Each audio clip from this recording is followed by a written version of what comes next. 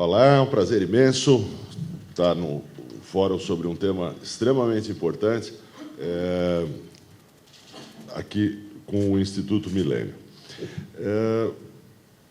Há 2 anos, cerca de 2 anos atrás, quando a RCTV foi fechada na Venezuela, aconteceu um evento pouco notado aqui no Brasil, né?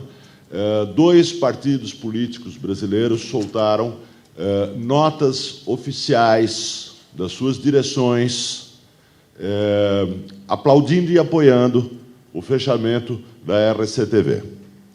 Um desses partidos foi o PSOL, e isso tem escassa importância no cenário político. O outro partido que soltou uma nota de apoio, celebrando o fechamento da RCTV, foi o PT. E isso tem um significado um pouco diferente, porque o PT é o maior partido do Brasil. O PT não é só o maior partido do Brasil, mas também é o núcleo e o eixo principal de sustentação da coalizão governista. Quando o ministro Hélio Costa, corretamente, observa que no Brasil está em vigência, hoje, um regime que garante genericamente a liberdade de expressão e a liberdade de imprensa, né? Essa afirmação deve nos levar a uma indagação. Como isso pode acontecer, né, se o principal partido de sustentação do governo declaradamente e oficialmente não é favorável à liberdade de imprensa? E há uma segunda indagação.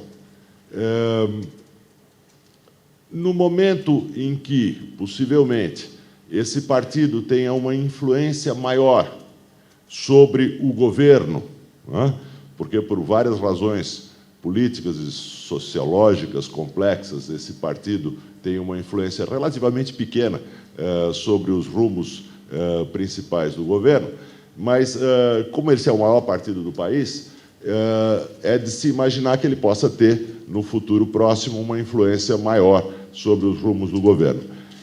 E a pergunta seria como, então, esse partido atuaria em relação ao tema da liberdade de imprensa, da liberdade de expressão. Me parece que se analisa pouco, no Brasil, a evolução das relações entre o PT e a democracia. Mas esse é um tema crucial, não apenas do ponto de vista acadêmico, mas do ponto de vista da democracia, né? O PT existe e se tornou o maior partido do Brasil em virtude da democracia. Ele é um produto e um fruto da democracia, mas ele mantém, e isso é interessante, relações ambivalentes com a democracia. Ele celebra a Venezuela de Chávez em documentos oficiais, nos seus congressos. Ele celebra e aplaude o regime castrista em Cuba, também em documentos oficiais e nos seus congressos. Ele solta uma nota oficial de apoio ao fechamento da RCTV. Eu acho que vale a pena a gente fazer uma análise histórica da evolução das relações entre o PT e a democracia, para que se tenha mais claro a encruzilhada em que nos encontramos hoje. O PT surgiu da luta contra a ditadura militar, surgiu na luta contra a ditadura militar, ele surgiu no último período da ditadura militar. E essa origem fez com que o PT levantasse as bandeiras da liberdade, da democracia, da liberdade sindical, da liberdade partidária, da liberdade de expressão e da liberdade de imprensa na sua origem. A origem do PT também coincide com o último período da Guerra Fria, que é o período da crise derradeira do stalinismo, do chamado socialismo real, né?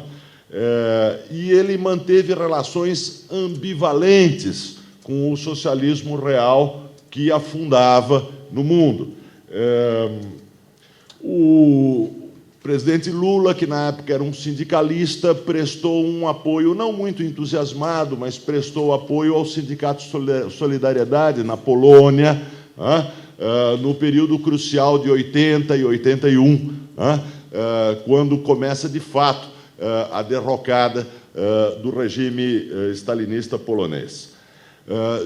Um sindicalista, hoje afastado do PT há bastante tempo, e que eu uso só como um exemplo de um pequeno evento interessante, ele mesmo tem pouco a ver com isso, o sindicalista Djalma Bon, já bastante esquecido na história política do Brasil, estava numa escola de quadros do Partido Comunista da Alemanha Oriental quando caiu o Muro de Berlim. Quando caiu o Muro de Berlim, ele assistia a um curso oficial promovido pelo Partido Comunista da Alemanha Oriental, e o prédio onde ele se encontrava estava cercado por manifestantes que se levantavam contra o regime daquele país, e os participantes da escola de quadros acabaram sendo retirados do prédio em limusines oficiais. Em 1992 ou 1993, eu não tenho muita certeza qual dos dois anos, mas é por aí, a revista teórica do PT, chamada na época Teoria e Debate, eu nem sei se ainda existe, a revista Teoria e Debate publicou um editorial de nítida e clara condenação do regime castrista em Cuba. Esse editorial da revista teórica do PT chamou o regime castrista em Cuba de uma ditadura e disse que uma ditadura não tem outro qualificativo senão esse. Uma ditadura é uma ditadura. Um editorial como aquele que saiu naquela época na revista Teoria e Debate, escrito pelo Eugênio Butti, que até pouco tempo atrás ocupou um cargo no sistema de comunicação oficial do governo Lula, seria impossível hoje. Esse editorial não seria publicado em nenhum órgão do PT hoje. Essa ambivalência em relação ao socialismo real, ela refletia a composição variada, diversa, de correntes políticas que formaram o PT.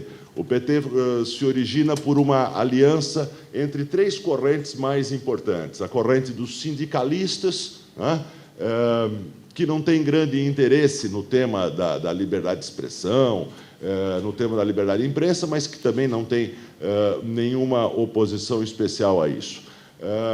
A corrente da Igreja da Libertação, uma defensora da ideia do poder popular e da democracia direta, uma corrente que tem uma grande resistência à ideia de democracia representativa e que costuma chamar a democracia representativa de democracia burguesa, ou seja, algo que deve ser eliminado com o progresso histórico.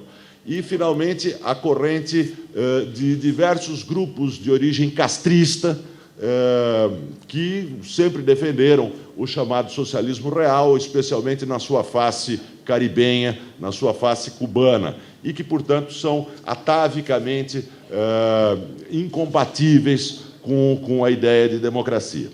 Entretanto, essa composição principal era uma composição que abrangia uma diversidade muito grande. Além desses setores mais importantes, você tinha importantes lideranças social-democratas atuando no PT, lideranças verdes, ecologistas, libertários de diversos tipos, uma extrema-esquerda trotskista no partido, e o partido não tinha uma máquina, um aparelho partidário que o controlasse.